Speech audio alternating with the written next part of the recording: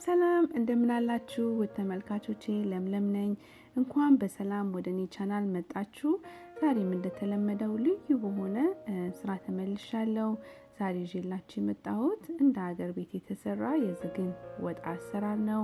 እንደምትወዱት ተስፋ አድርጋለሁ። ከወደዳችሁት ደግሞ ልክ እንደ ሁሌውም ላይክ ማድረጋችሁን አትርሱ። አሁን እንግዲህ ወደ አሰራሩ ሄዳለሁ። አብራችሁን ቆዩ።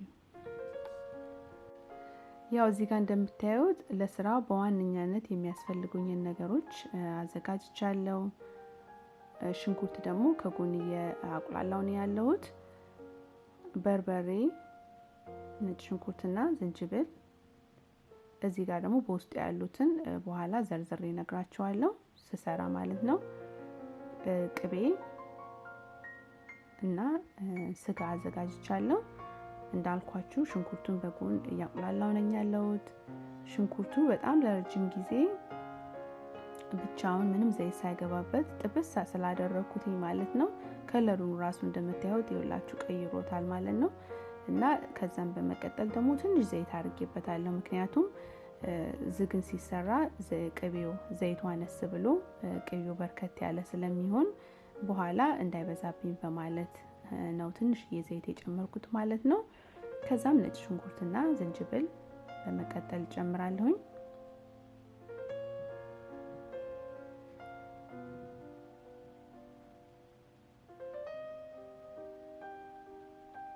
ነጭ ሽንኩርትና ዝንጅብሉን ከሽንኩርቱ ጋር በደንብ አድርጌ ከጠበስኩት በኋላ በርበሬ ጨምራለሁኝ። እና በርበሬ መጠቀም የማትፈልጉ እንደውም ይሄ ድል ካላችሁ እንደውም በጣም ነው የሚያጣፍጠው እና እሱን መጠቀምም ትችላላችሁ። እኔ ድል ስለጨረስኩኝ በርበሬ ነው መጠቀመው ያለሁት። እናንተ እንደ ምርጫችሁ መጠቀም ትችላላችሁ።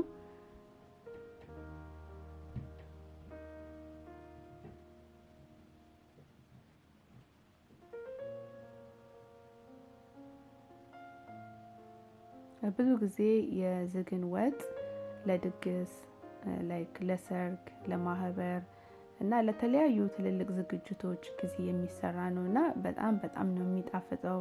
አምሹር እርግጠኛ ነኝ ብዙዎቻችሁ ቀምሳችሁ ታውቃላችሁ። ብዙ መረቅ ሳይበዛበት ጥር መጠን ተደርጎ ቆንጆ ተደርጎ ፍር ተደርጎ የሚሰራ ነው። አሁን እንግዲህ ቅቤ እንዳልኳችሁ ያው አነሳለ ቅቤ ጨምራለሁ። እንደሚያስፈልጋችሁ እናንተ እንደምትፈልጉት ያህል መጠን መጨመር ትችላላችሁ። ከዛም በመቀጠል ደግሞ ስጋዬን መቆራረጥ ጀምራለሁ። ያው ስጋው ረዘም አድርገን ወፈር አድርገን እንዘለዝለዋለን። ያው ስጋው ፈጠጥ ብሎ የግድ መውጣት ስላለበት ወፈር አድርጌ ነው መዘለዝለው። ያው እንደምታዩት ማለት ነው። ምንም ቢሆን አዘላዘል ጎበዝም ባልሆን እንግዲህ እንደምንም አድርጌ ዘልዝየዋለሁ።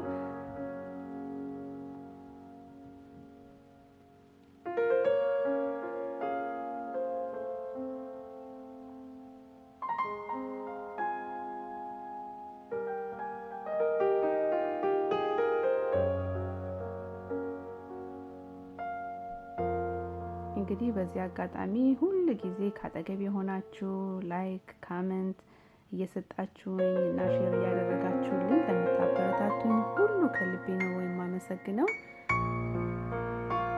ከዛ ስጋውን ዘልዝዬ እንደጨረስኩኝ እዚህ ጋር ውሃ ጥጃለሁ።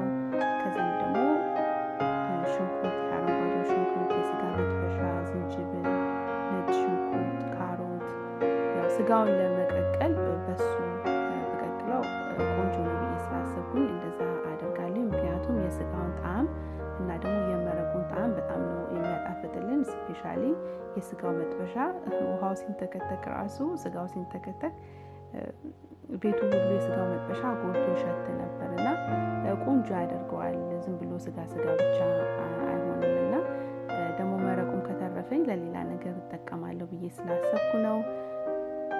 ከዛም ትንሽ ጨው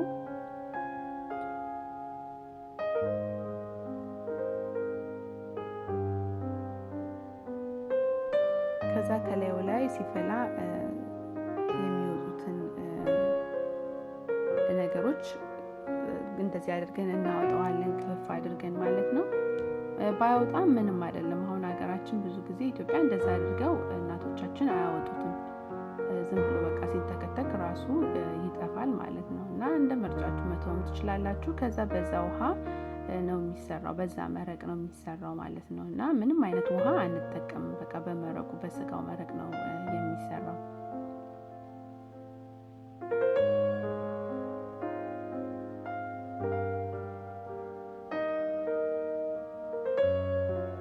የሚገርማችሁ ነገር በጣም ነው የሚጣፍጠው። እና እዚህ ላይ ጥቁር ቅመም ካላችሁ ይቅርታ፣ እኔ ጥቁር ቅመም ስለሌለኝ አልጨመርኩበትም። እና ጥቁር ቅመም ካላችሁ ቁሌቱ ላይ ስታቁላሉ ጥቁር ቅመም ጨምሩበት።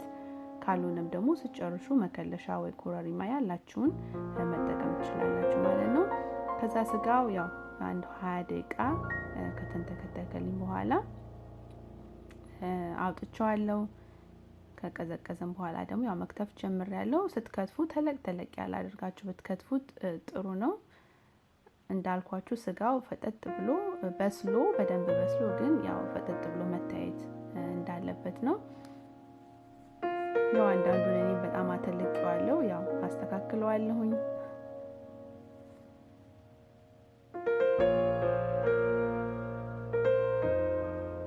ስትበሉ በእጃችሁ ራሱ ነካ ስታደርጉት ያው ሰበር ማለት አለበትና እንዳያችሁት በደንብ ስለበሰለ ስከትፈው ሁሉ ምንም አላስቸገረኝም። በቀላሉ ነው የተከተፈልኝ ማለት ነው።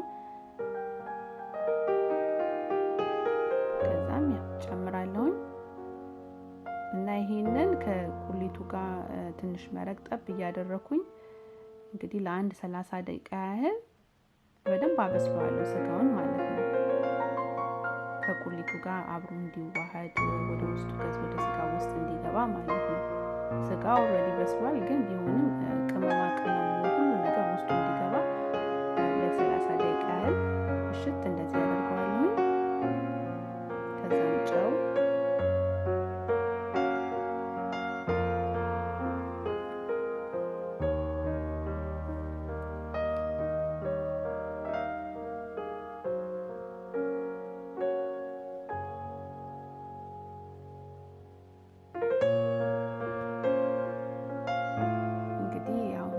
ከ30 ደቂቃ በኋላ ራሱ ቅባት አውጥቷል።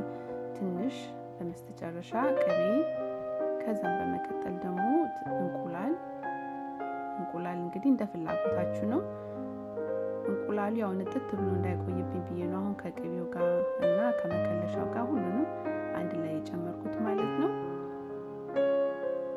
መልኩ ራሱ ሲንተከተክ ቅባቱ ሲወጣ ቆንጆ ሆኖ ነው የተስተካከለው።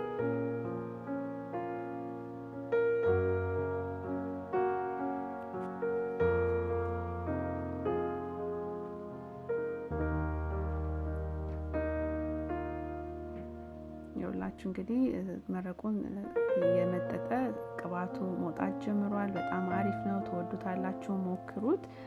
እንግዲህ ለዛሬ ያሰብኩት ስራ ይሄንን ይመስላል። ከወደዳችሁት ላይክ ማድረጋችሁን አትርሱ። በአዲስ ስራ እስከምንገናኝ ሰላም ቆዩልኝ።